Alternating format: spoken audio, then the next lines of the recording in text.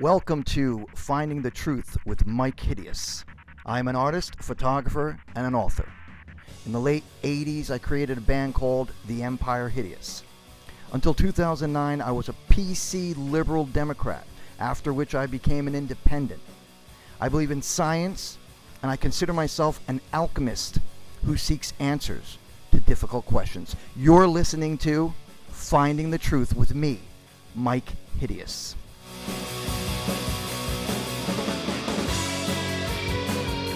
The opinions and ideas expressed during this podcast belong to the speakers and are not a reflection on the services used to distribute this podcast. Listener and viewer discretion is advised.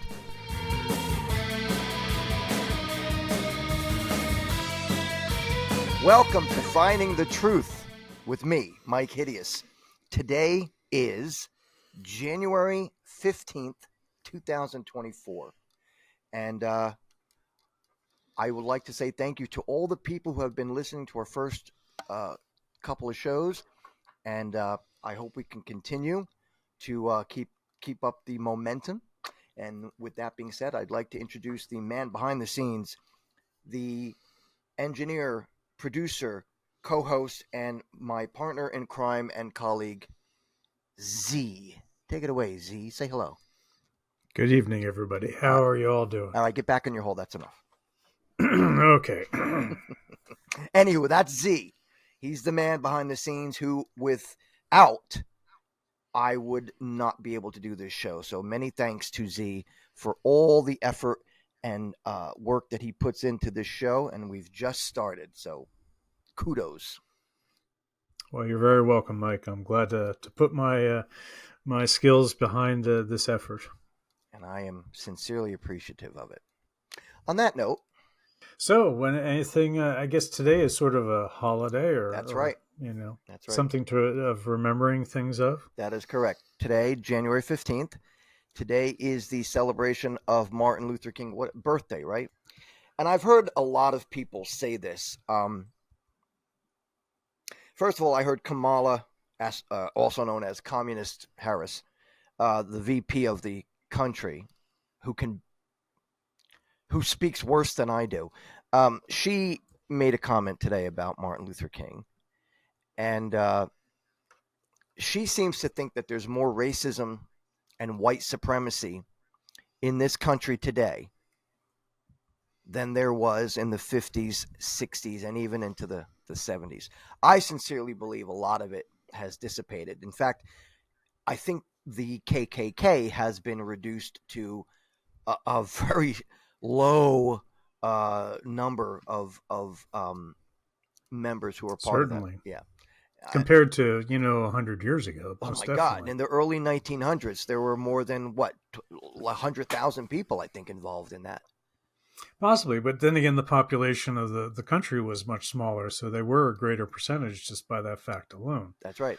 But at this point, with 8 billion people, I can barely even imagine that a half a percentage is possibly anybody who considers, the KKK something that they want to follow.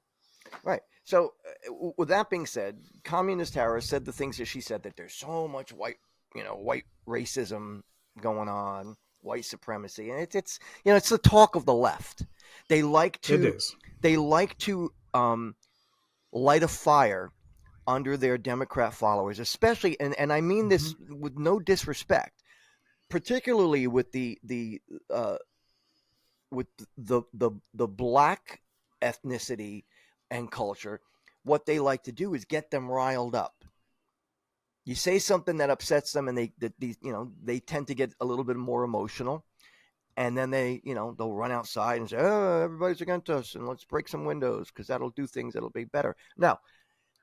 So the Democrats do that to rile them up. And then what a lot of Democrats don't realize, it was the Republicans who stood up for civil rights. Oh, yeah. In fact, across the board. In fact, I think a majority, in fact, if not all, of the statues that were torn down in 2020 by BLM, Antifa, and all those other assholes that try to destroy things, I think all the statues that were pulled down were Democrats. Right. So, Well, to some degree, yeah. But that's not even my point, though. That's not even yeah, my point. okay. So, what I'm getting at is the the left, who tend to be a little bit more uneducated about the politics and history of this country. So when Martin Luther King came around and he was spreading the good word about social equality between uh, the Caucasians and the Black American, Afro American Negroes, um, and he had a good word. His ideals, his idea was to for unity, and I mean everybody should think like that. I know I certainly do. Mm-hmm. I don't hold people accountable or judge them simply by the ethnicity that or color of their skin that they are. I don't care. You treat me right, I'm going to treat you right tenfold. And any one of my friends can Exactly. tell you that. If you treat me like a good person, I will give you the shirt off my back. And I'm not trying to brag about myself. I'm simply saying this is a fact. This is the kind of person I am. But again, I digress. Martin Luther King, the things that he said, if he were alive today, I'd probably bet my bottom dollar that he would not be a Democrat. And here's why.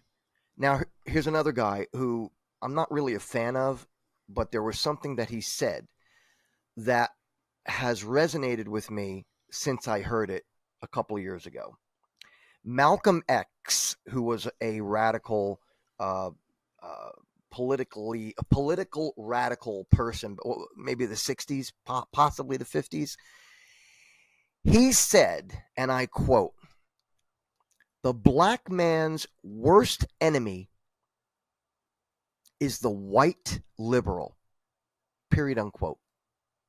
And that he couldn't be more right.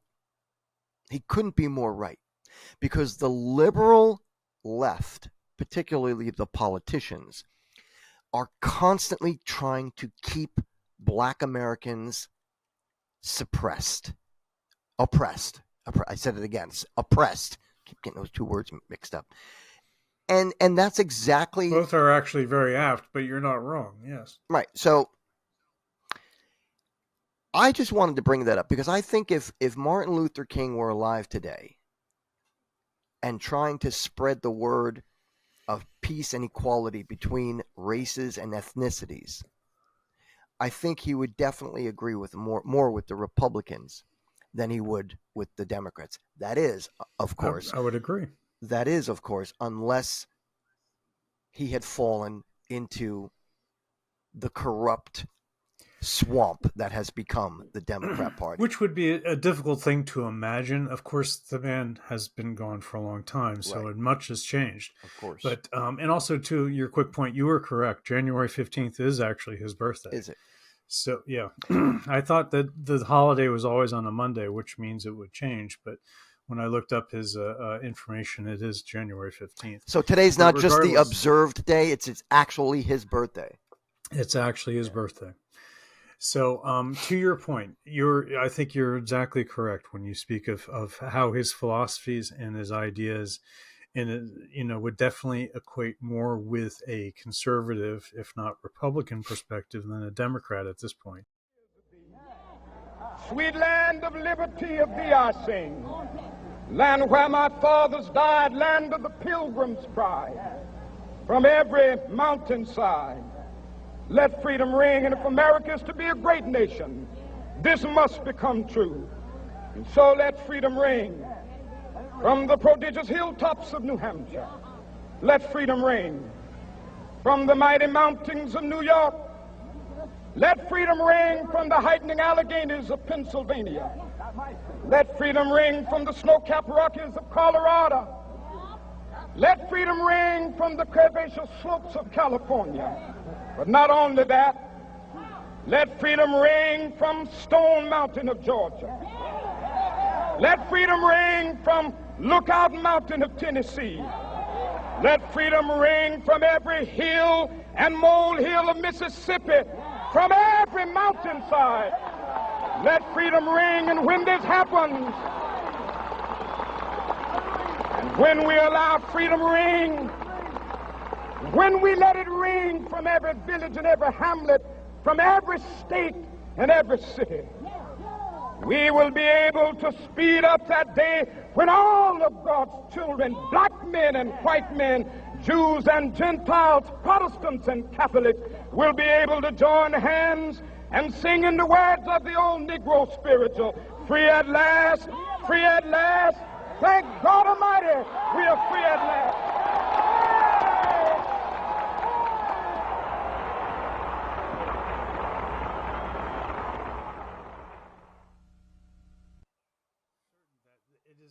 He's not talking about freedom for a group of people. It's individual freedom. Mm-hmm. Let freedom ring. I mean, that is, he basically recited part of just, the essential parts of what our country is about. That's right. So I'm certain that he was not speaking from a socialist or Marxist perspective when he was talking about freedom. Not to mention, I'm pretty sure those individuals generally don't talk about freedom so much, especially for an individual, maybe somehow for a group, but, everybody's oppressed under a socialist vision. And, regardless, I just, it's a beautiful part of what he said that day. That's right. I agree. He was a smart man. He was a smart man. He was a compassionate man. He was a passionate man. Mm-hmm. He was a man who understood how to make your point without being violent. Yeah. Which I think a lot of the left does not understand these days. They think it's all going to be about violence. You get people like Maxine Waters saying, you got to fight. And if you see a politician who's on the right and you see him in a gas station or a restaurant, make him feel uncomfortable. I mean, I'm paraphrasing here, but she basically was saying, start trouble. Yeah. Right. Get in their face, make it hard. And that's just, talk about an instigator. That is the opposite of what he was advocating. That's right. And so I cannot imagine that he would agree with Maxine Waters or other individuals that want to just shut up, silence the opposition. That's right. That he was certainly a man who invited conversation and debate. Right. And was looking, and he knew that was the way to educating. Yeah, unfortunately, the left does not understand that today. And if you don't agree with what they have to say, they'll shut you out, B, they'll walk away, or in like 90% of every conversation I've seen where a PC liberal Democrat gets asked a question, they never answer the question. It's always, well, let me say in this time, and they go into something else, or they ask a question to a question. And that blows my mind because it's so typical of every PC liberal Democrat I've ever seen talk. They get asked a question and they don't answer it. They answer it with another question, or they avoid it completely. And if they don't like it, they'll just walk away. Yep. So that to me, that does not show intelligence. It does not show the ability to negotiate or work out a problem. It shows ignorance. Period. Well, it shows ignorance as well as not wanting to face reality. They're not going to put it out on record, whatever, it's better to say nothing than to try and say something when you're just going to ruin the message and whatever, so it's just easier to walk away, drop the mic and say, okay, I'm done with this interview. And they go back to, living whatever absurdities is living a lie. Hey folks, thanks for listening to Finding the Truth with Myke Hideous. Listen, don't forget to check out all my Hideous merchandise, including t-shirts, blankets, hoodies, CDs, and my book, King of an Empire to the Shoes of a Misfit. It's all available only at MykeHideous.com. And don't forget, that's Myke with a Y, M-Y-K-E, MykeHideous.com.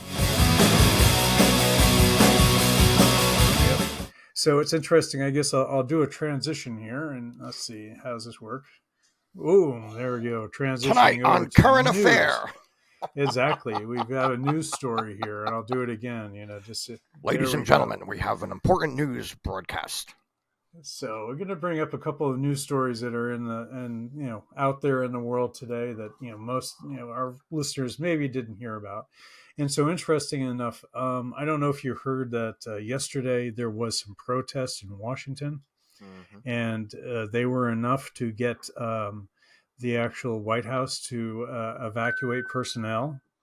They were concerned for their safety as they were protesting. And this was a pro-Palestine, Of course. Right. demonstration. Do you know what the in count was? Washington. How many people roughly? I don't recall. I'd have to check real quickly, but I saw the one in Denmark. Yeah. The one in Denmark, pro-Palestine, had to be, I'm going to say, off the top of my head, had to be like between 20 and 50,000 people. That's pretty huge. Yep. Yeah. Well, I don't think this one was that big. It's frightening. So, but in either case, the way the story goes is not only did that occur yesterday, being on a Sunday, but in the morning on Monday, here it is breaking Washington from News Nation. You can read it. Emergency personnel Monday morning were swarmed 1600 Pennsylvania Avenue, the White House, in what appears to be a swatting incident. What's a swatting? You do not know of swatting? I don't. Oh, okay. Like well, that's one of the reasons I wanted to bring this up to you. Well, sort of like that. Swatting has become this phenomenon in the last few years, whereby it's become more of a something within the gaming genre than in general life, and like it's going to be part of the story here. But just to give you a quick idea, so if you're in a game, or say you're playing this game and you're competing against another individual someplace in the world through the internet, if that other individual has negative intentions towards you or just hates you because you're so much better than them, then they will do something called swatting, which means that they will actually call up the local police department and tell them, somehow they know your address, and tell them that this individual has a kidnapping situation on hand and there's a active shooter or something like that, and it'll force the local authorities to go and raid their house with a SWAT team. And so, like, they nice. Generally, when it's your everyday citizen sitting, in their cul-de-sac, literally the police barge in and guns drawn, and literally, if you don't do the right thing, they could shoot you. And in fact, I'm pretty sure there's been swatting events where people have died. So, this asshole on the other side of the internet doesn't like how you play the game, and he'll call in a swatting event and basically put you in the situation where the police are pounding on your door and threatening you and the whole thing. So regardless, I mean, I hope that's a good enough explanation. I get it now. Obviously, it's an association with the SWAT team and not actually swatting a fly. I get it. Exactly. But it is like swatting a fly. Yeah, you're sending in the SWAT team, they're going to squish whatever they're after. It just goes to show you the mentality of the younger generation. I shouldn't say younger generation, but people who abuse our laws, our system, our civilized way of handling society and people living and working and playing together. It's times like this when I sincerely believe this country has no future. And I say that because I think that freedom is not free. And in order to have freedom in a way where people act accordingly, when I say freedom, I don't mean the freedom to just go up and kill people. I don't mean the freedom to just smoke crack on like if you're a kindergarten teacher. I mean, we're supposed to be the most educated, best country in the world. And I don't see that anymore. Or you would think. If the money was spent in the right way and you had the right people, we should be. Or at least farther up on the list of educated countries than we are, which I think we're somewhere literally in the 20s. I don't know what's on the top of the list, but we're not there in the way of education. By far. I would bet my bottom dollar that probably any Asian, possibly Asian, Arabic, or even Slavic countries blow us away. Why? Because they are militant on making especially in Asia, they are militant on making the younger generation learn. And I mean learn from as early as like 3 years old. Did you know that there are places where some of the Asian people work, whether it's in South Korea, China, Hong Kong, wherever, maybe even Japan. It's been a long time since I saw this article. Some of these people work 16-hour days. And when they're done going to work, they can literally go to like, I'm not sure if it's a hotel or an airport, but you can rent it's like a box. And it's like a bed. It has a little TV. Yep. You know what I'm talking about? And you can rent this thing so that you can go to sleep in it and then get up and go right back to work. Mm-hmm. In America,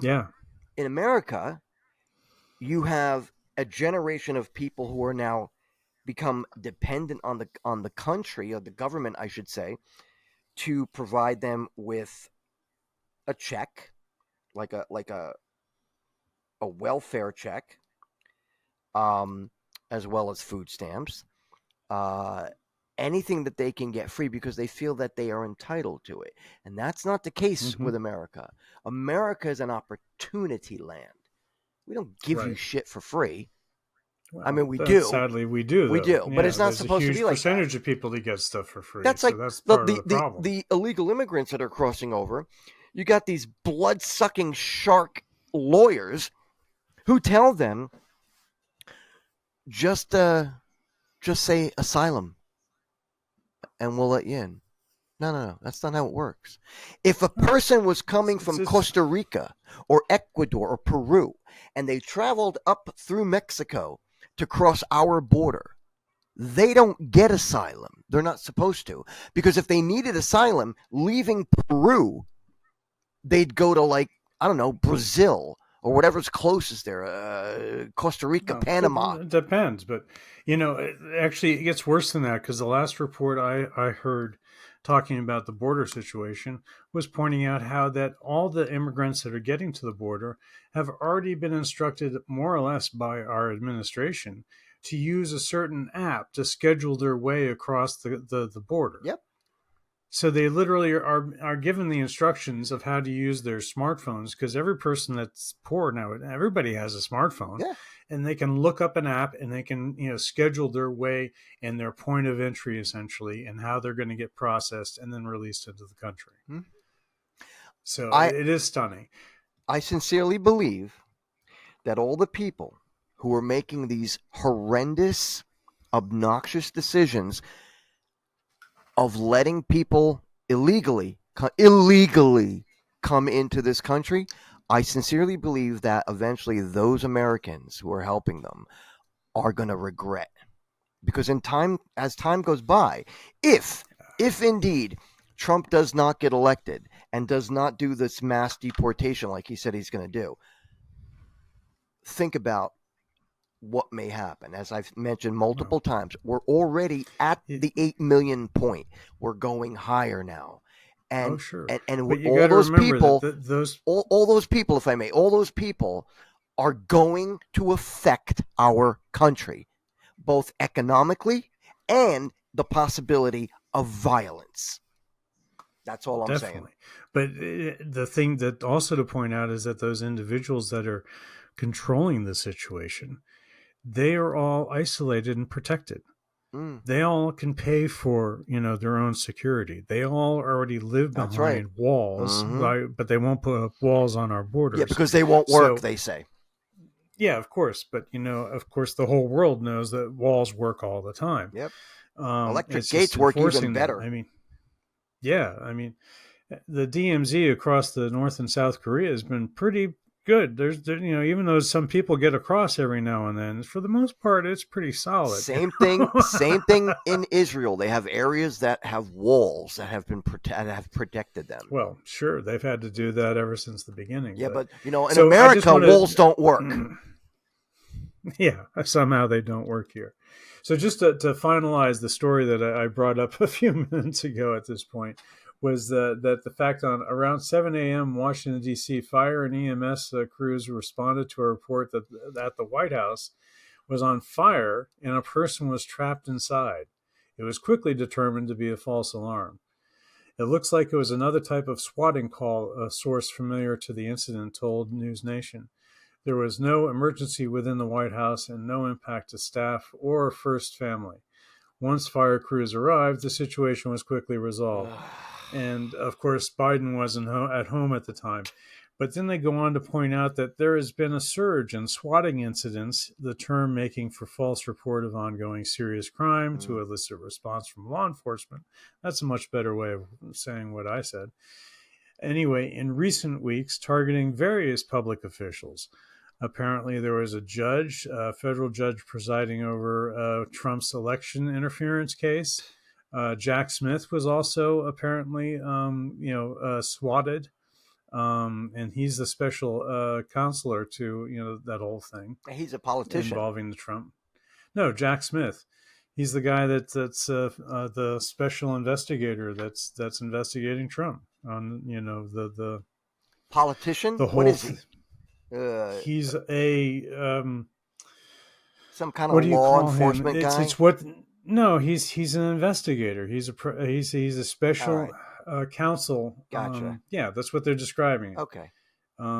Well, he's the guy who's presiding over former President Donald Trump's election interference case and special counsel. So he was elected as special counsel by Meritless Garland, the guy in charge of the Justice Department, also known as the Attorney General. What can I in say, either case, man? It's like it's so depressing to know that this is where we're at. And the sad thing is, I think people like that, especially with this current administration, they are going to get away with it because what are they going to do? They slap them on the wrist. If you were on the right, however, they throw you in solitary confinement. Oh, exactly. There's no mercy if you're a conservative. Yeah. Again, especially if you are a white male Christian Republican, then they'll crucify you. No pun intended. It's sad. That's what's happening, and they stand there, and the politicians stand there, especially that Jean Pierre, whatever the hell her name is, the spokesperson for the White House.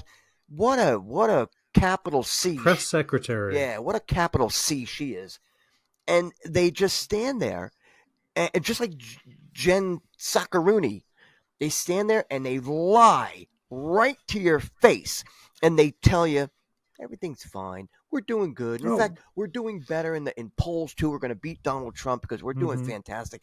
But the lies that come out of these people's mouths, and they really think that the American people are that fucking stupid, and that goes for left and right. It's obnoxious, Z. That like somehow we're not supposed to believe what we're seeing in front of our eyes. I'm sorry. The last 3 years have been miserable. Miserable. That's a nice word. And pay for food. Yeah, I mean, on this side of the spectrum, on that side of the spectrum. I mean, I don't know if you saw the video of Joe Biden going through an ice cream shop recently. Another one? He literally looked like he was. No, yeah, there's another one. He literally looked like he was lost. He didn't even know what that business was about. He always looks like he's lost. It's just sad as hell. It's but a joke. Here we are, the rest of us working in the regular world, having to go to these places and deal with these costs. But he's totally isolated because he's worth millions and millions of dollars somehow being a politician. Yeah, it's disgusting. It really is. I am so. I mean, on top of my already existing depression, knowing all this horrific information that I see not only on the news or not, like I hear it on the radio or I'll see it online or I talk to you about it or other people who are like-minded. And unfortunately, I'm sad about what's happening, but it has pushed me into a corner and I feel like crap. Every day I wake up, I'm just like, what today? Are they going to drop the bomb on us today? Is that what's going to happen? Because like we're just, as I've Well, mentioned last time, we're feeding both sides of the war. It's absolute chaos, Z. Absolute chaos. well, it is chaos, and we really don't know how this is going to play out. But I'm going to stay on the side of the fact that I think most people are good in this world, and people are looking for better outcomes, and they're going to make the right calls at the right time. Um, I'm just going to put all my hope behind that scenario because, believe it or not, for our audience's sake, I still have faith in humanity. Even though at least half of humanity is utterly stupid, it seems, and makes very absurd decisions, I still have some hope that a majority of us will pull through and see what is right and understand what is wrong.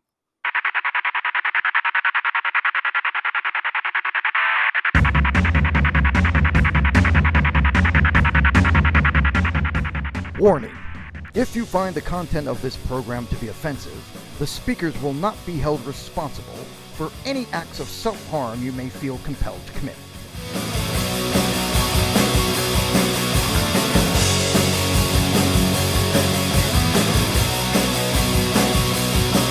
How about I give you a list of 10 things real quick to tell you why America could never be invaded by a foreign enemy.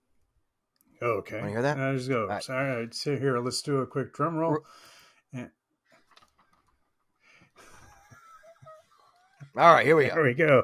And we get Myke Hideous' top 10 on why America will not be invaded. That's right. Why America can never be invaded by foreign enemy. Now, I didn't write this down. I'm going by what I saw online. And there are a couple things that they mention in here which... what's online isn't always true. Of right? course. But, well, just tell me what you think of this.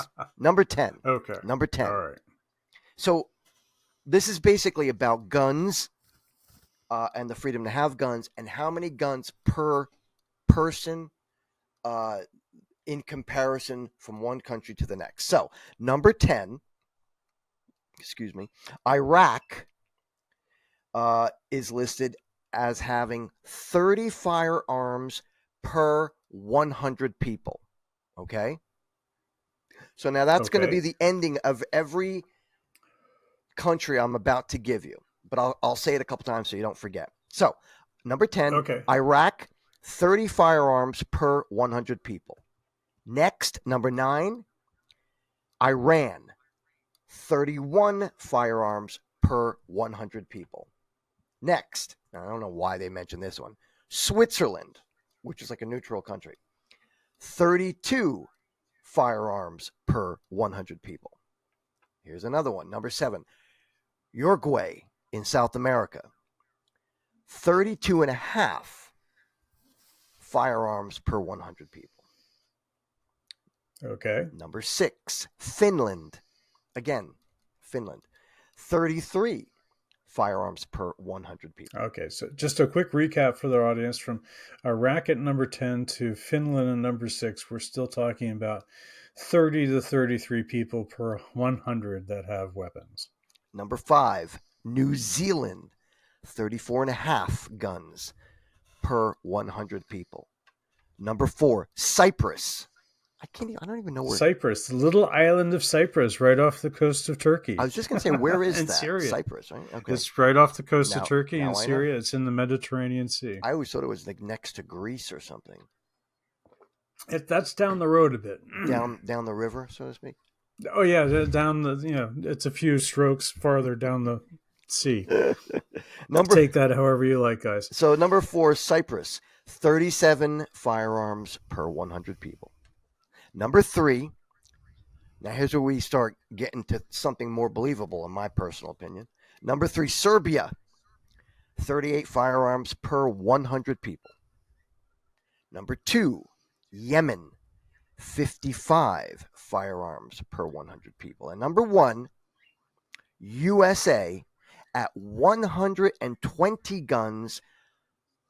120 firearms per 100 people. There are more firearms in the USA than there are people.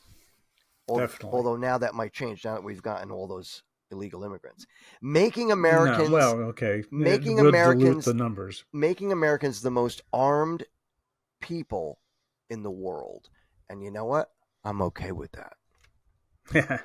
So am I. I feel much safer with armed neighbors than unarmed neighbors. You got that right. So, just quickly, where did you happen to find those numbers and so forth? Online.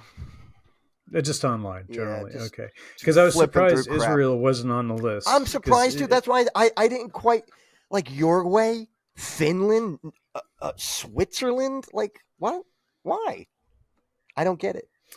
Yeah, and even Serbia. I mean, a lot of these places don't have a need for firearms because they have no immediate threats. Well- I mean, Switzerland, they are the bastion of being neutral. So Right, who's that's gonna what I attack said. Switzerland?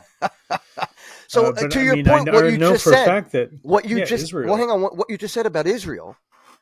Now, the thing with Israel, did you know that you're not allowed to have a gun in Israel unless, of course, you are in the military or have a special okay from the government or the military? But that's just it. Everybody has to go into the military. They do. However, when you're out of the military, you are not allowed. You can elect to keep it or not. I mean, not but according still, to what I read.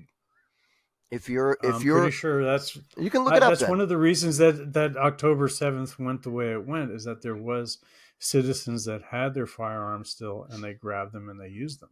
Is that so? Because I didn't hear anything about that. Oh, yeah.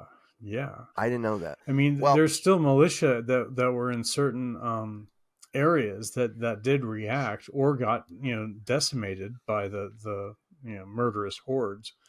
But yeah, there definitely was some Israelis that still had their Uzis essentially and was able to grab it and lock and load. I didn't know that. I sincerely didn't know that, because what I was told, or what I was read, and what I read and what I was told based on the YouTube video I was watching while I was on the toilet, was thank you for sharing for the audience. I was in the executive library on the porcelain throne. So I was told that Israeli people are not allowed to have guns like the United States is allowed. Like, if you go to a gun store, they do the background check, the FBI, they fingerprint, especially if you're getting your gun for the first time. I know that when I got mine in New Jersey, and mind you, the first firearm I got was a Ruger 22 pistol. It's a little gun, not nothing. 22. I had to go to the police station in Kearney, New Jersey. I had to get fingerprinted. They had to do a background check on me, and it took 4 months for them to get me my registration to buy and own a firearm. And what year was this? 2000. Right 2000, around. Yeah. Okay. I was preparing for actually. All right. Oh, were you preparing for Y2K? That's right. Well, let me back up real quick.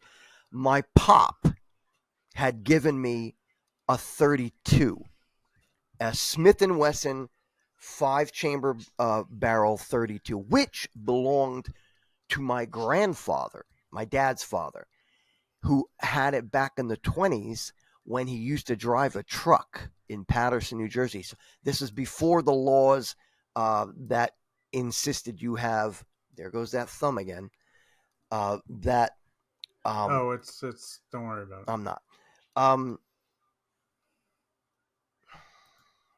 What was I saying? Dad. Right. He gave you a gun. Grandpa had the 32. He didn't have to get like a register, like he didn't have to register it with the law. You didn't have to do things like that. That came about, I think, in the 60s. Anywho, especially living in Jersey, you got to go through this rigorous format of getting your background checked out, and they got to make sure no felonies, you're not on any kind of heavy duty narcotics or drugs or anything like that, alcohol. And so 4 months I finally got it. But here in Pennsylvania, which is one of the reasons I love living out here, is you could literally walk into a gun store, provided your record information is on the list when they do the background check. Like, if it's not your first gun, you could walk into a gun store, buy a pistol,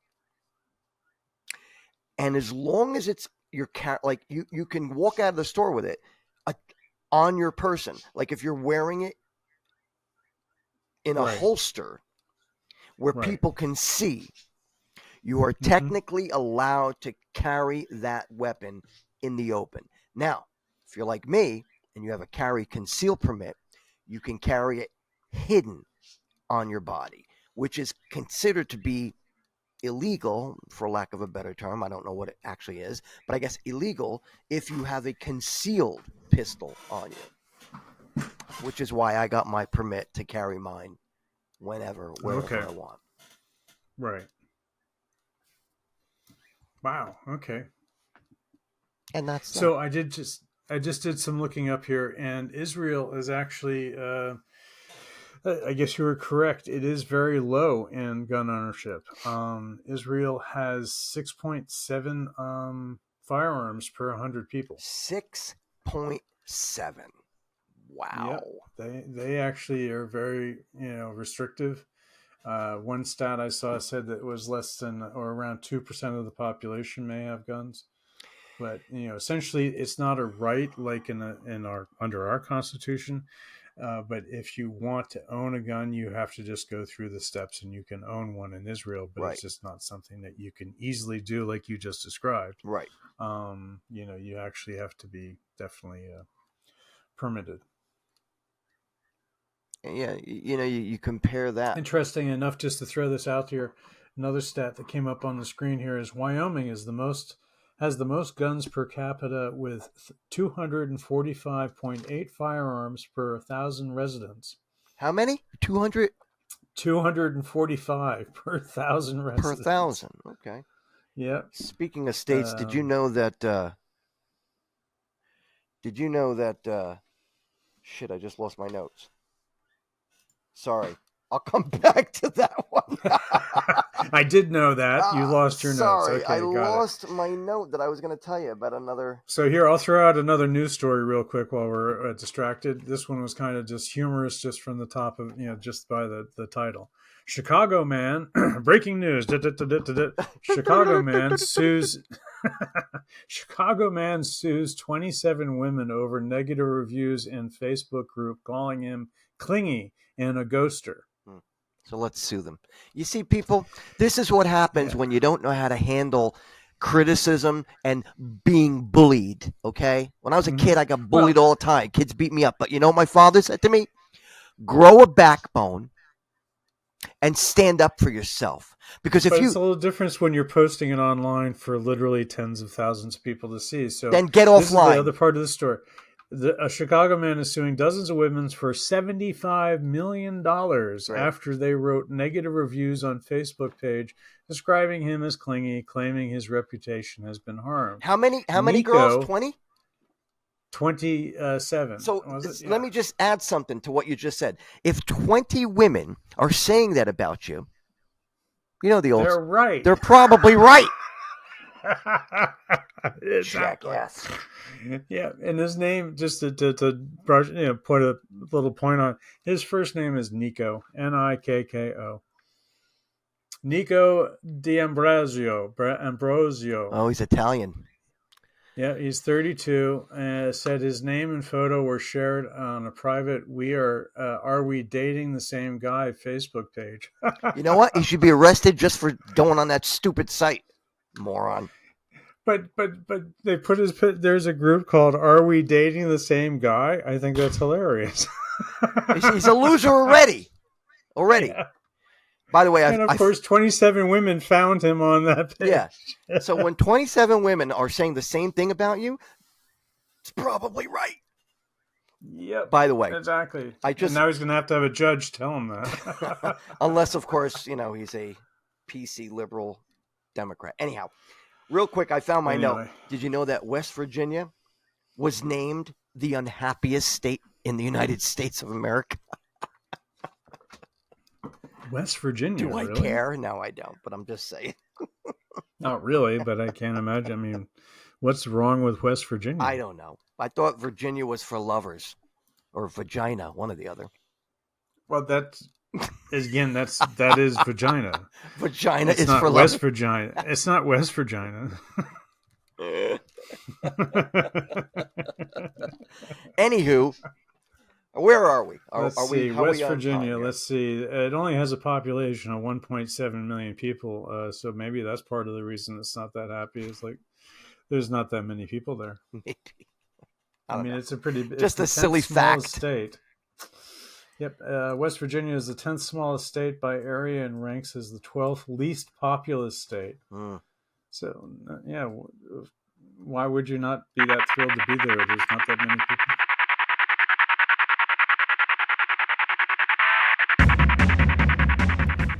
Ladies and gentlemen, if you're interested in any of the merchandise that I sell, you can go to MykeHideous.com. Just like the name of our program here, Finding the Truth with Myke Hideous. If you go to MykeHideous.com, you can get my book, which is called King of an Empire to the Shoes of a Misfit.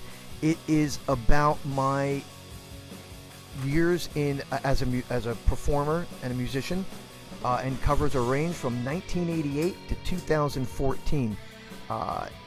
It also talks about my short but very successful point in time when I sang for the famous punk rock band known as the Misfits from Lodi, New Jersey. And you can also get my t-shirts, my horrible artwork, horror design, blankets, t-shirts, throw pillows, girls' dresses, so on and so forth, as well as my music, downloadable CDs. What else? I don't even. Just go to the damn website and check it out. So yeah, that's what I got. You can, and the most recent thing is the book. Hopefully I'm hoping in the next couple of weeks, I'm gonna have a whole bunch of new T-shirts up and ready to go for sale. And that's not just the music stuff from Empire Hideous, the band that I was in, but this whole other section of design of clothing that I have with my artwork designs on them, and I call it horrible artwork. And it's going to be all kinds of stuff like that, old, creepy stuff. In case anybody doesn't know my background, I kind of dabble in the occult, so all creepy, cool stuff like that. So yeah, folks, if you're interested in anything, go to MykeHideous.com.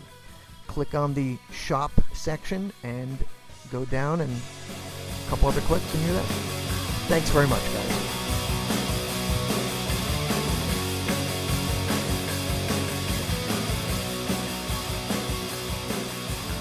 Welcome back, folks, with me, your host, Myke Hideous, and Finding the Truth with me, Myke Hideous, and my co-host, Z. What do you got for me, Z? That's me. I'm here.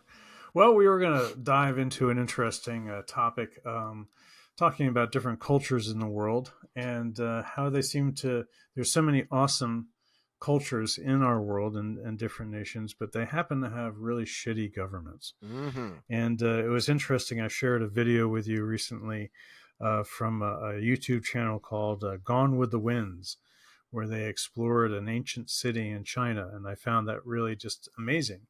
In juxtaposition, from the actual government, which we hear about on a daily basis, and like seem to be warmongering type, with communism as it is and everything. But you watch that video, and it's just like that's a whole nother world that you don't hear about on the news. That's right. So you enjoyed that video? Yeah. So when Z sent me this video, it basically was a guy who was, I think he was on vacation or something, and he was going. No, that's their life. They're waiting to have their a new boat constructed, which is happening in China. Whatever. So they're exploring China. So they're out there. I'm giving you background. Right. I get it. But it's really not important to the subject that we're talking about here. The fact is, this guy talks about the culture of China. Now, both Z and I have both agreed about what I'm about to say here, which is, first and foremost, I've always wanted to go to China and Japan and the Asian culture to see the history of this culture. It's one of the oldest cultures in the world. And we talked about how, for particularly China, that's what we were looking at. So China has its beautiful landscape. even its cities are beautiful in the sense that they're well kept, they are organized. Now, before I get deeper into this, you must understand that Z and I both agreed that even though these countries are incredibly beautiful and have such ancient culture, their government is a whole other story that we're not going to get into. I think if you listened to the show a couple of times and you know anything about me, you know that I have an issue with China's government, not the people, the government. Just like I have an issue with the Iranian government, not the Iranian people. As And the many Russian. people should, Right. they shouldn't be okay with both those. So I was observing this video and I saw some of the most beautiful scenery and forests and even small towns and cities where everything is pristine. There's no Hmm. garbage on the ground. Did you love how the animals were everywhere? The cats and the dogs and the squirrels and bunnies and everything. They Mm-hmm. were all over. And everybody loved them and embraced them. Yep. And so yeah, you see this going on in another country. Again, forget about the government, but the country is beautiful. I always wanted to go to China. I mean, it probably never Hmm. happened in my lifetime, but I always wanted to go to China as well. In fact, I think I wanted to go to Japan first, and then Right. China. But even like South Korea, even North Korea is beautiful. Sure. But Unfortunately, they don't use like North Korea. You know, you don't have vacationers going out there to you know well, tourists. not from America at the No, very least. I mean You're you not do, welcome. but only a few per year. The point, Right. and on top of that, you have to have a person with you, like almost like at all times, except when you're sleeping and Oh going to the yeah. bathroom. You have They a have to. personal handler. They watch you. Like a couple of guards will follow you everywhere. They have to Yep. check your cameras and so forth. Again, I'm Hmm. getting off topic, but the fact is, so I was asking Z. I said to him, "All right, so we looked at this video and we see these beautiful lands and forests and gardens and just gorgeous, gorgeous scenery." Yeah. And Amazing architecture. I said to him, now it's hard to believe a country like that with a dictatorship, a communist country like that with a dictatorship, can be as beautiful as it is, well kept as it is. And yet you compare that to like maybe, I don't know, any big city in America. And I found a huge difference because I know that if I were to go on a trip right now to New York City, Chicago, LA, San Francisco, uh, I don't know, Detroit, I'd see garbage. I'd see homeless Oh yeah. people living either on the ground, sleeping on the ground, or in tents. I'd see people. In fact, if I go to Chicago or if I go to uh, New York or San Francisco, you'll see junkies on the street shooting up heroin, smoking crack, and whatever else. In fact, I was told Fentanyl. you Fentanyl's the big one. and that too. And you know, I even know people that have gone to New York. They're like, everywhere you go, it either smells like pot or piss or Right. garbage. So think about that. It like in America, even though we're told to recycle, which in my opinion is a bunch of crap because they only use 5% of what we recycle, even though we recycle, and even though the majority of us put our garbage in a garbage bag and throw it out, and the garbage men either collect it or you bring it to a dump, how is it that there's always garbage on the ground? I'll tell you this, I was just last week, parked my car at the shopping center. I was going to get some fast food before I went back to get my regular food. In fact, I was going to get KFC. So I get my KFC and I'm walking back to my car, and this guy in his car throws this garbage out of his window, and he's coming toward me. Wow. So he's coming toward me. So I literally stepped in front of the car and said, "Hey, man, You dropped something. He's like, I did. He's like, I'm like, yeah, what do you, did you forget you threw it out the window? And he's like, oh man, it's no big deal. I'm like, you know what? I said, you should pick it up and bring it to your house and drop it off there. Maybe your house is a dump, but I don't think you should be making everybody else's area a dump. That's the mentality of certain people in this country. Far too many people, yes. They just use and dispose, and they don't give a damn. We are the most wasteful country in the world. Well, sadly, it has been bred, I think, from the idea of freedom, but the fact that we have people that enjoy freedom, but they don't respect any morals or reasonable laws or right.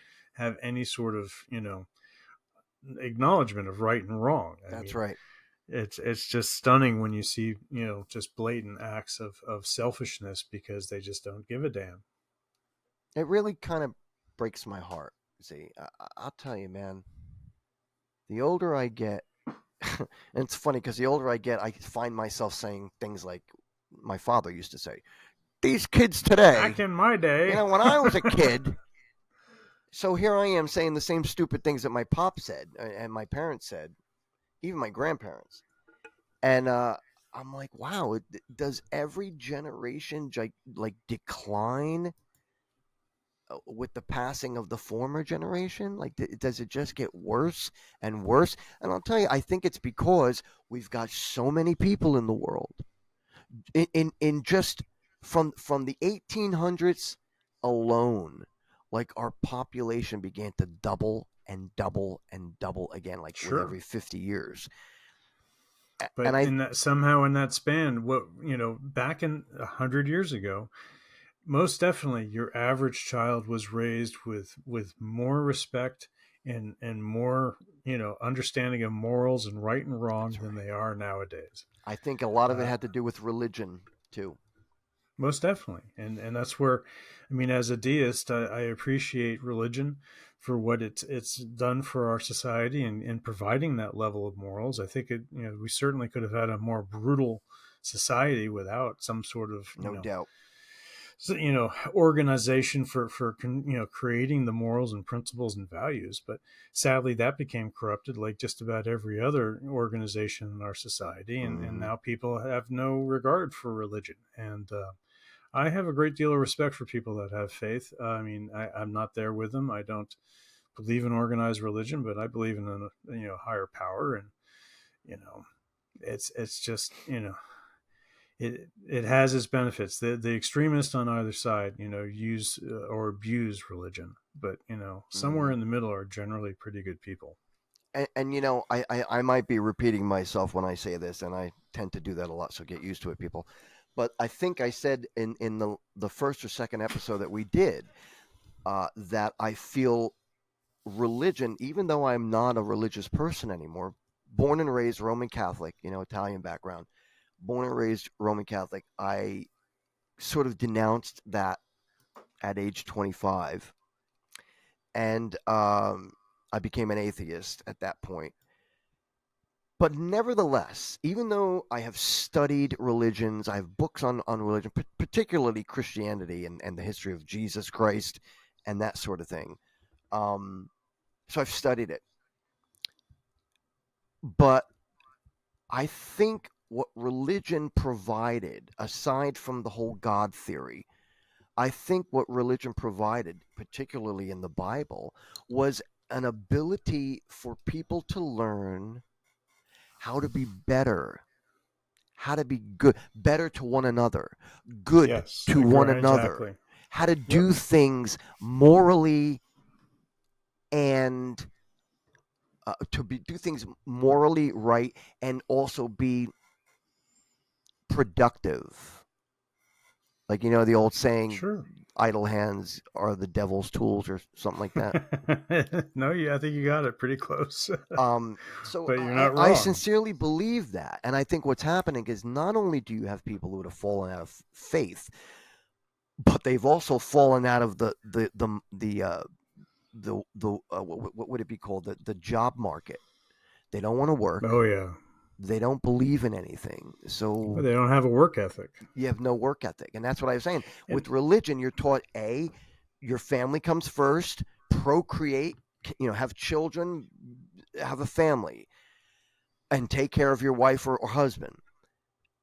And then you had the other aspect of work hard. And then they also said, take, what was it, like 15% or 10% of your earnings or 5% of your earnings and donate to the church, which I sometimes wonder, yeah. Was that maybe just something that they put in there so that they could make money on it? But Well, whatever. you're not wrong. I mean, the church has to earn. I mean, just like government, religious organizations don't make anything that they sell that they can produce income from. So, when you're selling God, you're going to need donations to keep selling God.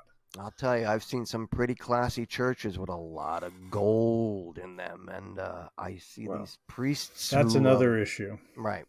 Anywho, again, these things are. That's why I'm a deist. Religion is easily corruptible because religious organizations are run by humans, and they are corruptible. Mm-hmm. So, I like to keep my relationship with whatever higher power between me and that higher power, and I don't need people in between. Z worships me. Oh, yes, exactly. The Church of Hideous. The Church of Hideous. Exactly. My Lord, I understand. My Lord. We've talked about that. I love being called my Lord. I bet you do. So we've drifted a little bit far from... Yes. We've drifted far from China at this point. But right. Well, just to wrap things up, if I may, Sure. I think places like China and Japan and even other places always wanted to go to to see the pyramids. I would never go there now because I'd get killed. But right. There's so much culture, ancient culture in the world, in Asia, the Middle East, a large portion of Europe, if you go back 2,000 years.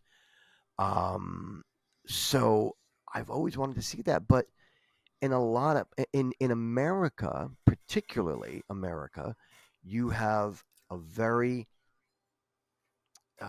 group of people who live in this country who really, in most cases, don't quite understand what it means to take care of your own neighborhood, to take care of your own property.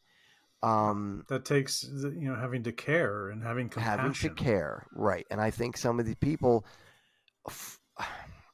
I wanted to say something, but I'm not going to say it because I think people might get the wrong impression. So I'm going to just leave it out. But there are countries like India. India is a shithole. I mean, there are beautiful places of it, but have you ever seen what's that river? The Jordan? No. What's that river? The Mississippi? That is a little to the west from there. The Mississippi. No, it's the Passaic. Ganges. The Ganges. The Ganges. People go into that river. It's in certain areas. It is full of garbage. In addition to black water, sewage water, black water, which is human waste. In addition to the dead bodies that they put in there, like people die and their funeral is they put them in the river. Yep. So there's India. Not to mention all the farms and anything that runs off the farms. Right. So there is India, which is I have nothing against the Indian people. I'm just saying, you talk to any Indian who's been to was it Delhi? What's that's big city in India? There's Mumbai or there's Delhi. Delhi, that's what I was thinking of. Yeah. These places are disgusting. Garbage everywhere. They don't look like a place I'd like to visit. I mean, no. I can't fathom it. But no, I would never go either. As a quick insight for you as well as our audience, I actually happened to watch a video recently talking about. I like to watch some videos about architecture and construction and so forth. And I was surprised to find out that there's now, I would ask you, what is the largest office building in the world, Myke? Office building or just building in general? The largest office building in the world that houses the most employees in the world. All right. So I would say one of two places. I would either, and I could be wrong because I'm not sure exactly where we're going with this, but I'd have to say either the World Trade Center in New York City or the gigantic, tallest building in the world in Dubai. Well, you're at least on the right track for height, but not necessarily for office space. How The about new world. the one in Hmm? Malaysia, the twin buildings that go up and connect at the top? Nope. No, Nope, okay, nope, go ahead. nope. Actually, the previous world record holder was, as some of our audience may have guessed already, was the Pentagon. Is that Is the so? Yeah, the Pentagon used to have the title for the largest office building, basically, for how many Okay. offices there was and so forth and everything. But it has recently been overtaken. And now the largest office building in the world is in India. Is that so? Yep. It is called the Surat Diamond Bourse, I think, if I'm saying it correctly. And basically, I didn't know this, and again, hopefully this is insightful to the audience and everyone. Apparently, 90% of all the diamonds in the world are actually cut in India. And there's a huge population of individuals with those skills that actually cut raw diamonds. And then there's another, large organization of people that take care of distributing and selling those diamonds around the world. Okay. Well, they decided to get together and they created the now largest building in the world for them all to work in the same place. They used to have two different locations. One was like near the port city and another was somewhere else. And there was a lot of crime and other things happening. So they've created this immense building that is spanning 660 square meters. The complex it's overtaken the Pentagon, it says. And here, let me just read some other stats, I guess. Here we go. It is designed as a city within a city. A workplace for diamond traders has surpassed the size of America's Pentagon office. Wow. That's a lot of There's people. over 4,700 offices inside the building. They've specifically designed it in such a way because as diamond cutters, and you need to have sunlight. You can't be in a closed environment apparently when Is you're that so? doing this type. Yes, so they've designed this building, this immense building. You have to see pictures online and so forth. But they designed this immense building so that every office has an amount of sunlight every day. Well, isn't that nice for them? Yeah, well, it's one of those incredible things, and You know, but this is something that's been completed and done. And if you see the drone photography and other thing, it is a city within itself, and it's off like the beaten trail too. So it's not part of any major city. It's just out on its own, and it's just immense. speaking of buildings, maybe you heard about this. Apparently, there is an Arabic country, and I almost want to say it's like Saudi Arabia, but they're going to or they're going to attempt creating. Sorry, I'm having mic problems here. Creating Is that a personal problem or actually with your microphone? with my microphone. Yeah, I got it. So they're creating a building. Maybe tell me if you saw this. Yes, They I want to think I create a have. building that is, and not just a building, an entire town, city, whatever, and it's going to be one straight, long facility, Yep. architecture-wise. Do you know what I'm talking about? Oh yeah, I do. Okay. It's So it's here's so the thing. far. Here's the thing Yeah. about it. Here's why I don't like it. Let's just say, for example, they said it's supposed to be like over 5 miles long. Think about that. 5 miles long, walls on each side. You're living directly in the middle. What happens if there's a fire? What happens if there's some sort of cataclysmic situation? How do you get out? I agree. It certainly is a tough thing to propose.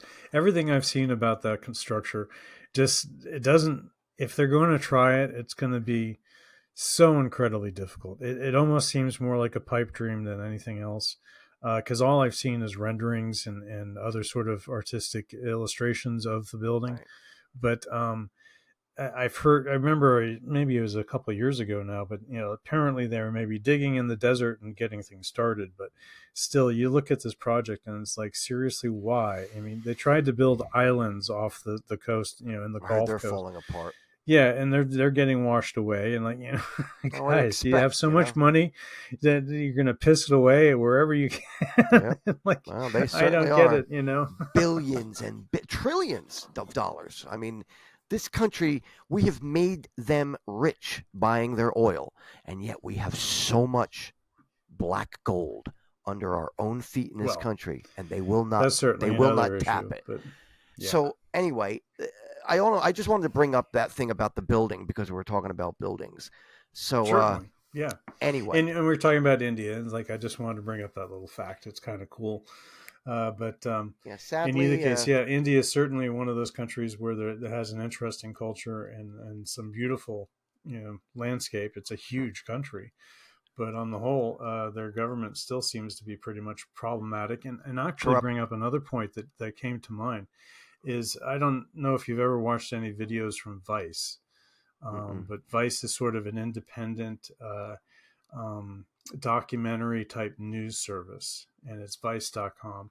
And I watched this one piece that basically talked about how India still has institutionalized prostitution.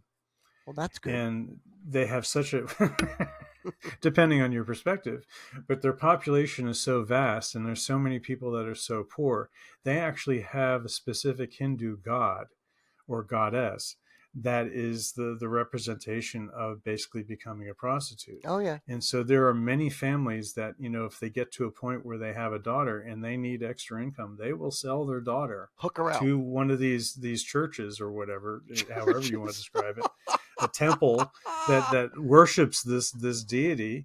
That's and funny. she'll start her life of prostitution. BJ's. Yep. So certainly, I don't know how you feel about it, but I haven't got a problem with prostitution. I mean, it's the oldest profession in the world, and I know that we. I have a problem when people are selling their kids into it, but that's a problem. Obviously, general, that's a problem. I get it. I'm not talking about that though. I'm just saying in general, if you have an opportunity to do it, I mean, let's face it. If you're a hooker, let me be specific. If you're a female hooker, okay, and by female I mean not the new females with beards and dicks. I'm talking about old school females. Oh, Jesus. So if you're going into that profession, there's obviously a problem. And I say it, I hate to sound like I'm being mean, but let's face it. If you got to sell your body in order to make money, you obviously don't have any knowledge, education, or ability for a trade to make money normally. You don't have any marketable skills. Right. I mean, unless you want to work at Walmart, which is really not much of a opportunity when you can obviously do something, say at a club or whatever, and earn, twice as much as you would in a week in one night. Mm-hmm.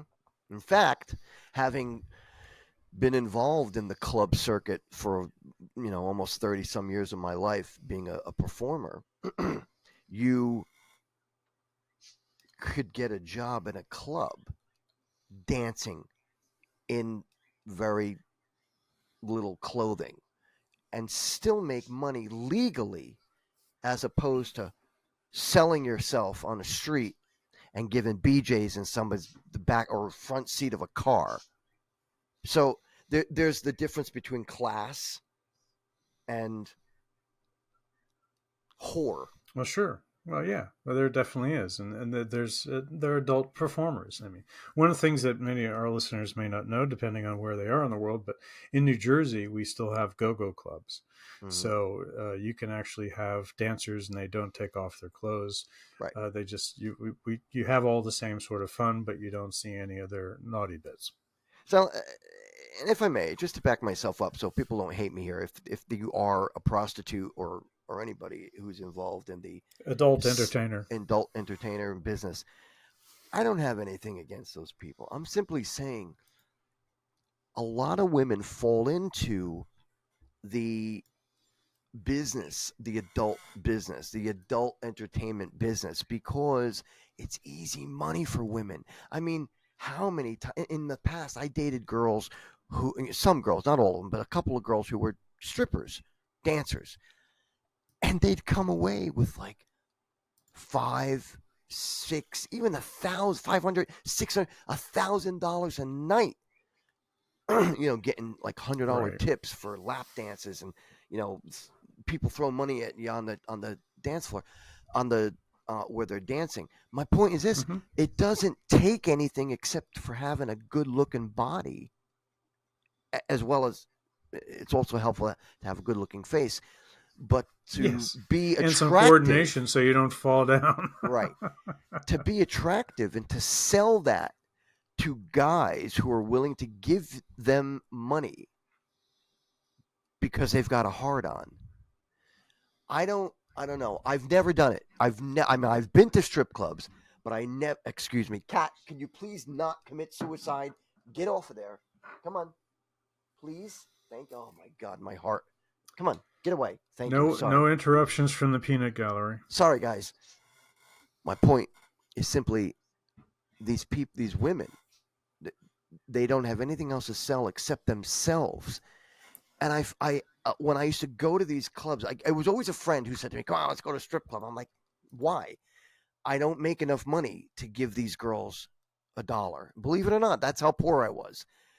And they would take me, and I didn't even drink that much. I'd have maybe a glass of or a beer or something, and I had no desire to be there or tip these women, because I just had no desire to do so. I've never paid for a hooker. I don't think I've ever given more than like maybe $30 or $40 to all the dancers I've ever seen in my life. And 9 times out of 10, people gave me that money to give to them.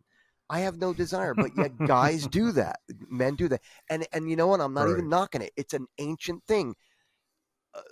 Belly dancers in the Arabic countries, where men would sit down and watch these beautiful women shake their hips. Hawaii. They still do. In Hawaii, the same thing. The women do the hula hula thing.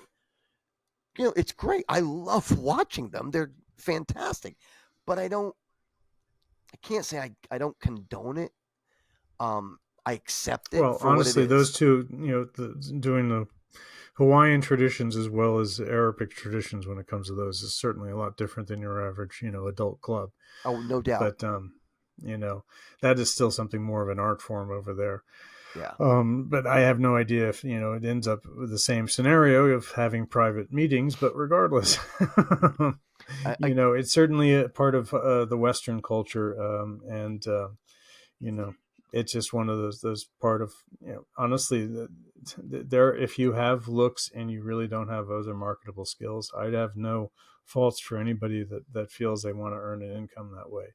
In fact, it takes a lot of guts, honestly, to get up there and honestly parade your body around and you think so? Look for attention. Oh, sure. Not to mention the rejection. If you're good looking, if you're good looking, or even, you have a good body, or like you're pointing out, but maybe your face isn't that nice. It's still, this is your best option to earn the best money you can.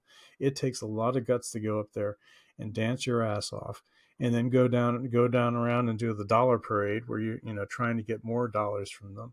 Mm-hmm. It's work. I really do have some respect for that sort of profession, because when the world really does suck when it comes to finding jobs. And if you have good looks and your option is to work at Walmart or Target, or work a club a couple of nights a week where you could earn literally $1,000 as opposed to like maybe $300 or $400, and then pay taxes, it's a no-brainer. Yeah, I know. We got a little really far off that topic about. How do we get to strippers? I don't know. Not really it is kind of associated with the culture, but again, and every country has in their culture, they all have prostitution, whether it's men, women, even in some cases, younger men and younger women. Sure. That happens. It's just a problem when you get into obviously the child range, right? But I'm saying it does exist, like Taiwan. Sure. That's famous for what they call boy girls. There are Bangkok as well. Bangkok as well. There are boys who, in fact, I just saw an interview, a little clip about where they interviewed a boy. He couldn't be 16, dressed up like a girl, and they ask him, "Are you do you have pronouns or anything?" He's like, "No, we're called boy girls." And it's that's exactly what it is. The definition of a boy dressed as a girl for a client who would pay them as a prostitute. But Sure. anyway, Yeah, I so mean, because all like I'm you saying, said, there's many places where prostitution is legal, and therefore, you have a variety to choose from. all I'm saying about the culture thing between nations is that I the garbage thing is what gets me the most. And it's been going on for years. I would walk down the streets of New York City, garbage, and it's not just garbage in bags, it's garbage on the ground. People take whatever the food they're finished eating, they'll throw the whole thing on the ground. Now you got a styrofoam container that's flipped over, and you got, like, maybe, I don't know, for argument's sake, like lasagna or spaghetti with sauce all over the ground. Now that's going to attract not only the possibility of cockroaches, which are like 3 inches long in New York City, but you're also going to get rats, which there are plenty of in New York City. Oh yeah, they have a Mice, major problem in the last couple of years. mice, flies, Lord knows what else.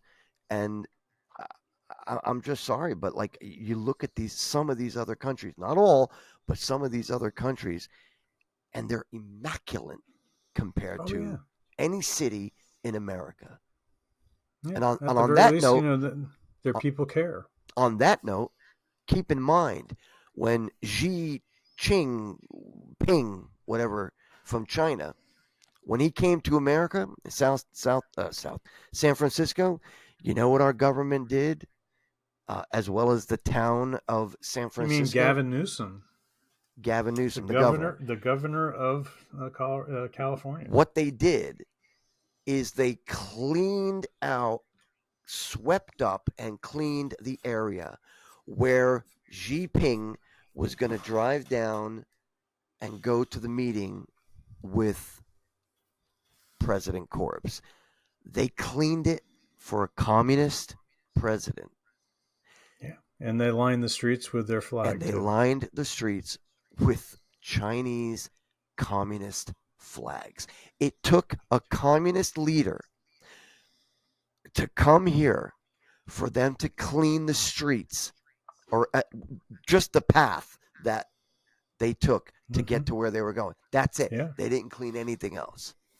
So And where are our priorities is what I'm getting at. Exactly. Where's our priorities? And I think one of the great evidence of that whole, what you just described, was the fact that apparently there is an app out there for San Franciscans, or people from San Francisco. That's better. To use to actually mark on when they come across human feces in the roads and on the sidewalks. I've seen that app. I've seen it.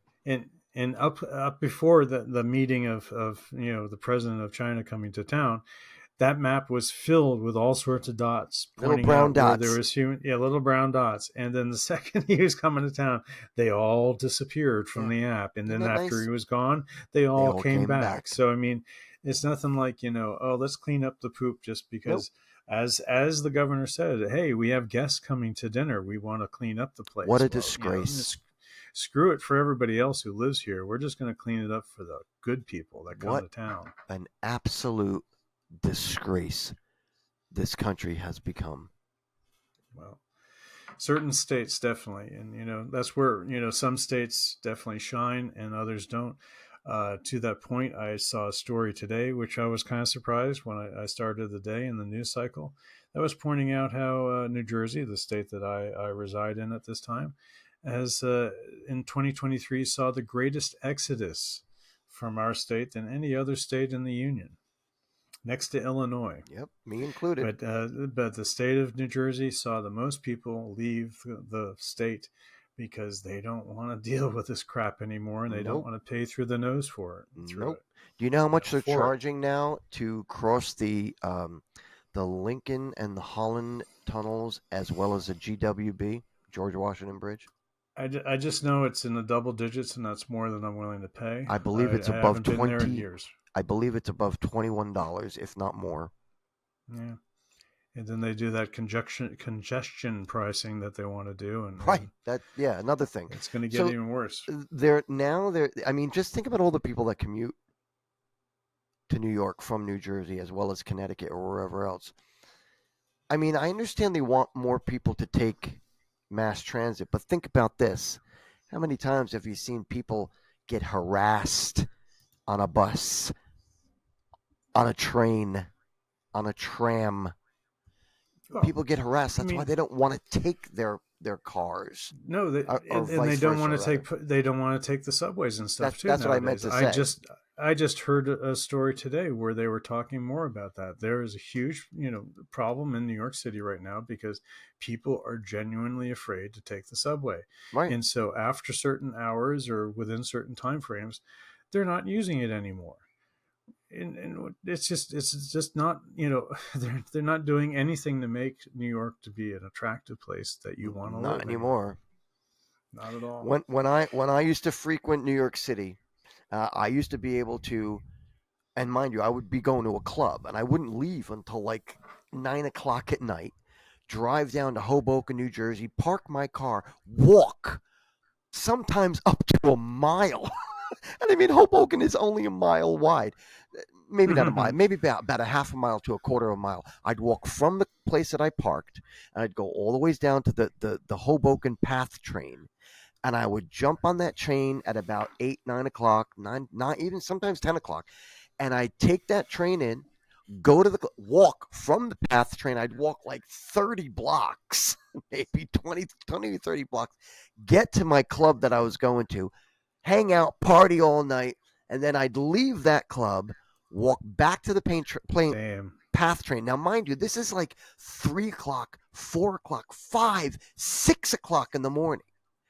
And I didn't worry about it. Sure, there was crime back then, but I'd go, get in PATH train, sit there, mind my own business. There's all clubbers coming home. They call them the bridge and tunnel crowd. And they'd all be on the train coming back. And you go home. But now, I've seen people get pushed on the tracks. I've seen people get robbed, beaten up, harassed, like stabbed. Hordes of people come in and they start trouble with the people that they feel they can dominate. I'll never go to New York City again. I don't care anymore.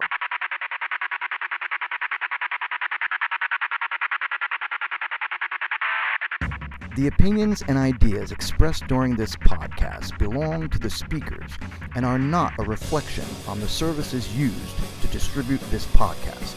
Listener and viewer discretion is advised. Warning: if you find the content of this program to be offensive, too bad.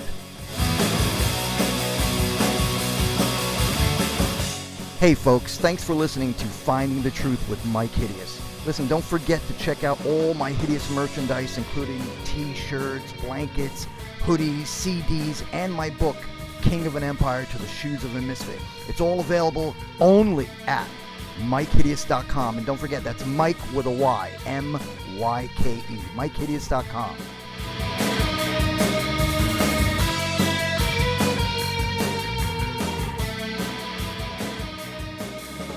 All right, folks, welcome back to Finding the Truth with me, Myke Hideous. I am Myke Hideous. And I'm going to turn it over to my co-host, Z. Take it away, Z.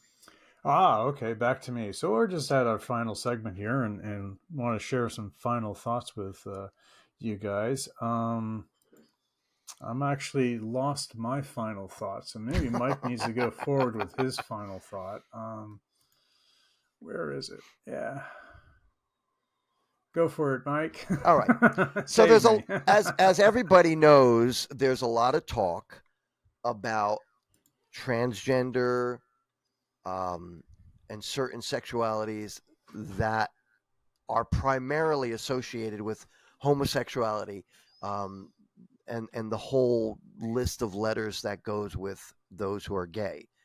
So here's an interesting thing that I found. Now this relates to the men who are transitioning, in some cases, not all, but men who transition to be female or dress and look like female but are still male, meaning that they still have their genitalia. So there's been a lot of talk about how, the left keeps saying, well, it doesn't matter if you're born a male and you want to be a female. If you dress and look like a female, you are female. Well, I disagree with that, as well as I believe my co-host does. Yeah, I'm actually on that point. Quite honestly, I have no problem people that want to transition to other genders, but quite frankly, Right. if you're a trans woman, you have not had the same experience as a real woman, and No. it's not the same thing. You'll never give birth, and you will never breastfeed. Period. Well, just not having a vagina alone makes the dynamics entirely different.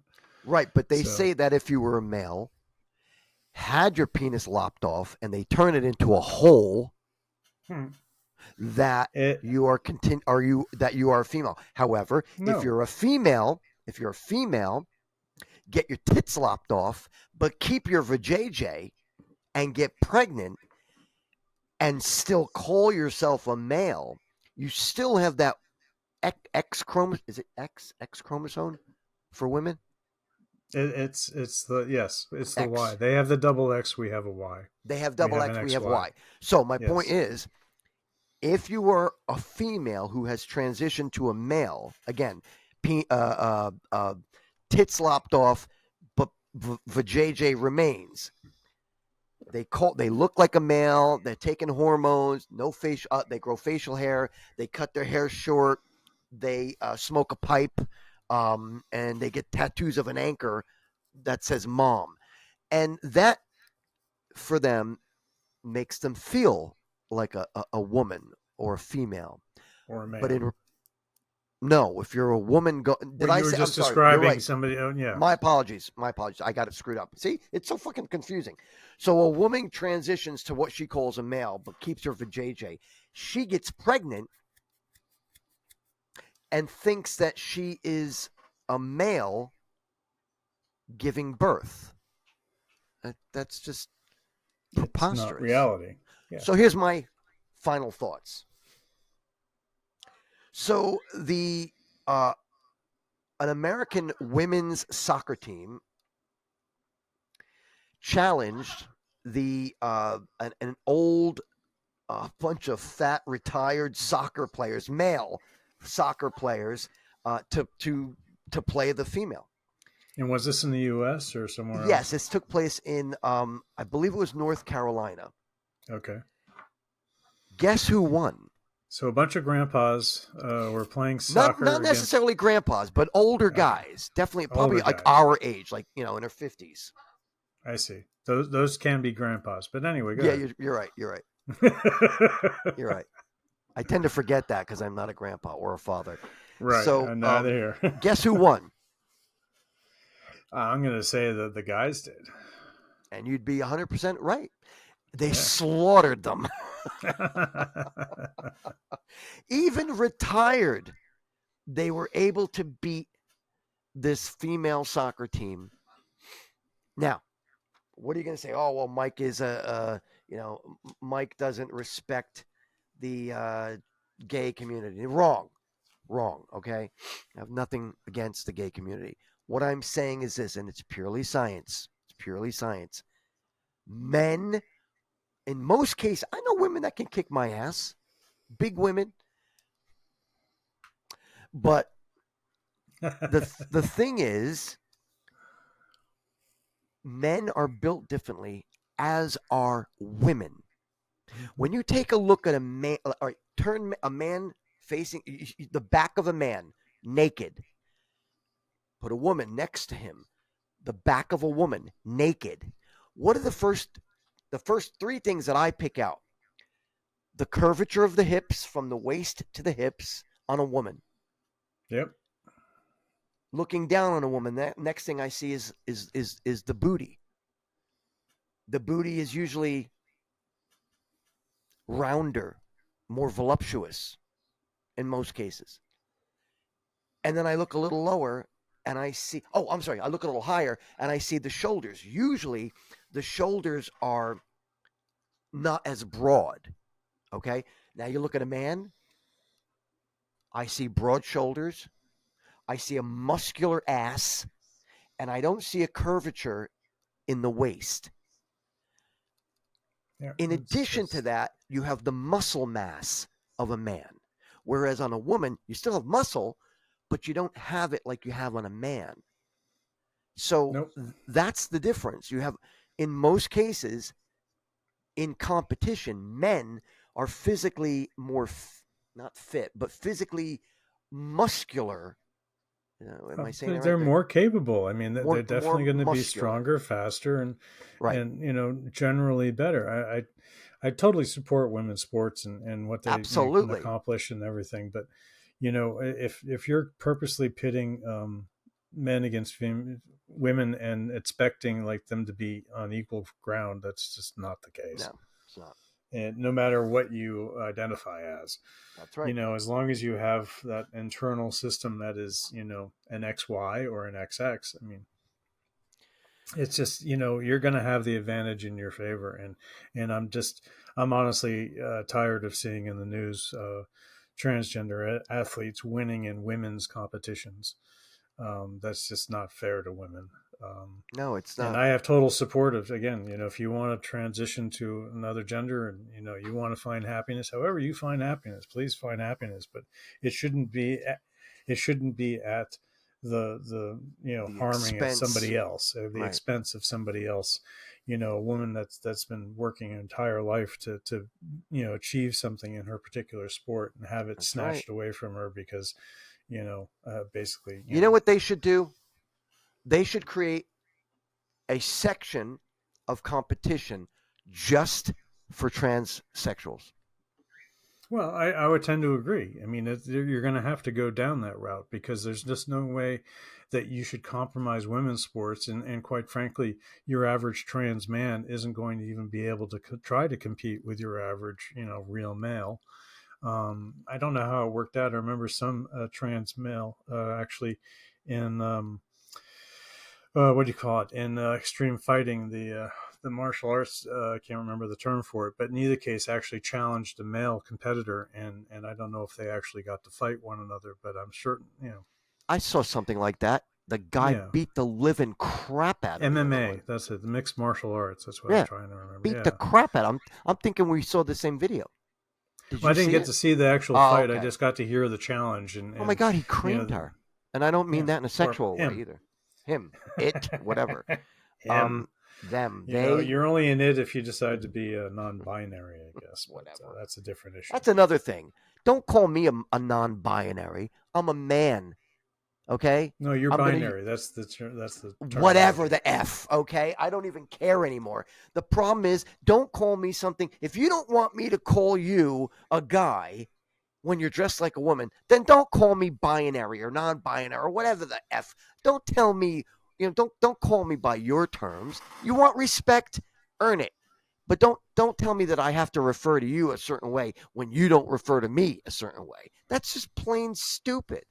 Well, that's ignorant. It's hypocritical. Hypocrisy. Yes, exactly. You can't be, Anyway, it gets back to principles and values and everything. But you've brought up some interesting points there as a final thought. Thank you. Especially the the idea, obviously the soccer game sounded pretty cool. I'd have to look up a YouTube video on that one somewhere. North Carolina. Mm-hmm. By the way, what was the women have double X, right? Yes. We have the Ys. Yes. XY. Mm-hmm. Yes, exactly. But technically, I mean, just to, clarify for our audience, every conception starts as a female. And that's right. At some point, the male, that decision is made, and suddenly what was a female gets an XY, and now you're a male. It was interesting. I had this other final thought news story that came up, and it's current, kind of current news, and I can just share this with the audience real quickly. But apparently this evening in Chicago, it is so cold. How cold is it? It's so cold. How cold is it? There you go. Thank you. That it's really become a problem for Tesla owners. The news story is that let's see. Why? Chicago area Tesla's charging stations lined with dead cars in freezing cold. A bunch of dead robots out here, somebody said. Oh my. And so the story goes on. Charging stations have essentially turned into car graveyards in recent days as temperatures have dropped to negative double digits. I love this story. I love it. It should have been Nothing, the top no story. juice. Nothing, no So juice. Still what you're on saying- 0%. What you're saying is that the car battery works bad in cold weather? Yes, it cannot function when it gets too cold. Now, you're a technologically smart guy. Do most batteries not work well? I know, because I know as a photographer, if you're in like really like sub-zero weather, your battery life is shortened. Yep, exactly. Is that the same situation? Yep, same situation, because the cold doesn't work for it, and it needs more energy to essentially keep running. So I know that one specifically from flying drones, because if you fly a drone in cold weather like it is out nowadays, you're not going to get the same flight time as you would if it was in the middle of the summer. So essentially, all batteries work slower or not at all in some cases when it's cold. Well, it's the new rechargeables more specifically, I guess. Really? Lithium ion. Yeah, that type of battery. What's the difference between a like an Energizer battery or a Duracell compared to a rechargeable battery? Do you know? Well, the general batteries that you and I grew up and many people know are alkaline batteries. Alkaline, right? The cheap Everlast ones that used to go out. And they're not 24 even that hours cheap, they but were still. done. Right. They don't last as long. But now with the current batteries from the cars and on our phones and everything else, they have much longer lives, and you can recharge them many times. But they still have their limitations. And and one of the things I've said repeatedly is like, one, I'll never own an EV, but the last thing I want is to have a car that acts like my phone. Right. Okay. So I have no desire to own something that I have to constantly worry about charging up. Exactly. And not to mention it freezing or locking up or having to need a restart. I mean, a Tesla is more or less a big smartphone with 4 wheels on it, A big smartphone with wheels. Oh my God. That's freaking hilarious. So this is an interesting thing. Like, they keep pushing for these vehicles, but here's a perfect sign of like, how, oh, great. If something, environmental happens, suddenly I can't use my car anymore. You're screwed. But, my little gas vehicle, I can start that puppy up and drive anywhere I want. That's right. Right up to the North Pole. Right, and I can find plenty of places to give me gas. That's maybe not at the Arctic Circle or the North Pole, but yes, you're right. Essentially, on the way, on the way. There's plenty of gas stations as opposed to charging stations. And folks, just so you know, I can't speak for my colleague, but I'm not against electric cars. I'm against them being pushed on me and being told that in 20 years, that is what I have to drive. No, I shouldn't be told that. There should be an option. Exactly. There should be an option. And when they perfect it to the point that, hey, this makes a lot more sense than having a combustible engine. Yes, I do want to get one because I know it won't leave me stranded in the cold or an auto drive me into a brick wall. When they iron out all the bugs, then maybe. But until then, you can't just pull it away from everybody. It's got to be a gradual step, and it still has to be an option. Right? I'll fall back to exactly, and I'll fall back on the fact that this is America, where we are supposed to have the freedom to choose. Choice. and I am so appalled when I get told that I can't do something or I can't own something, A when stove. there's really, because it's their decision, not mine. That's right. Like Government. my state right now, I'll go to the grocery store, but I can't get a bag from the grocery store to put my groceries in. I have to bring my own or buy another one. Mm-hmm. It's just ridiculous that I can't get, they can't figure this stuff out. Why ban, the bags at the grocery store when you could figure some way out to encourage them to get rid of them, or to build them into the fact that I'm spending $100 in groceries. Shouldn't I get a bag for free? Mm-hmm. It's ridiculous. The fact that, I can't, I don't buy as much at the grocery store anymore because I can't get a bag to put all the stuff in. I have to bring my own, Well, it's a perfect point. Years ago, they banned the use of brown paper bags because they didn't want to kill any more trees. Then they create all this fucking plastic bags, and now they're at the bottom of the ocean as well as all over the world, and we can't get rid of them. I refuse to take any plastic bags. I have refused to take plastic bags. I mean, I'm not going to lie. There have been occasions when I've had to take them. But for the most part, unlike Z, I carry my own bags. I've been carrying them since about 2007. I mean, I get the idea of taking your own bags and stuff, but being forced to do it, being banned. I mean, I really am not up for the word ban. I don't necessarily, it depends on what comes after that, what you're banning. But for the most part, I don't need to be told you can't do this anymore when it was perfectly fine last week. I agree with you. But what I'm saying is plastic bags should have never been used. They should have stuck with the paper bags and just recycle them. Instead, we went and used plastic, which everybody bitches and complains about, even before they were being used, about how long plastic lasts. Plastic lasts on the planet, which I believe is like 1,000 years. Well, until it depends on the plastic. Right. But yes, it hangs out for a while, and there obviously was no plan with this whole thing. Yeah. But it's like goes back. Else. I think honestly, yeah, exactly. The fact that nothing is well thought through, and people are very happy to take the easy route rather than take the harder route to make sure things are done more properly and practically. Exactly. So.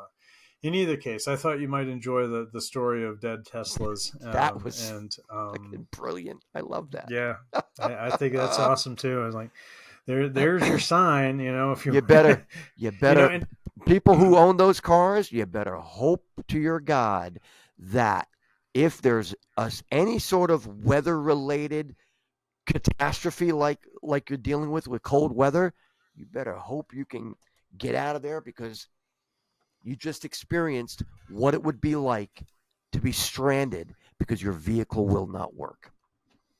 Yeah, I mean, because it's dependent on electricity. Electricity. Yeah, there's no alternative essentially. So, in addition to how electricity is made, what it takes to make electricity, they don't realize that it takes more energy to make electricity than it does to use that electricity in a vehicle per se. Well, the reality is that your average EV is getting charged up by electricity produced by coal or gas, right? By some sort of petroleum product. How do you not know this? Right, and to what you were pointing out before, technology is just not ready for this stuff. I have no problem with an EV necessarily either, but I'd rather my EV be my golf cart than my car that I need to drive to another state or something that.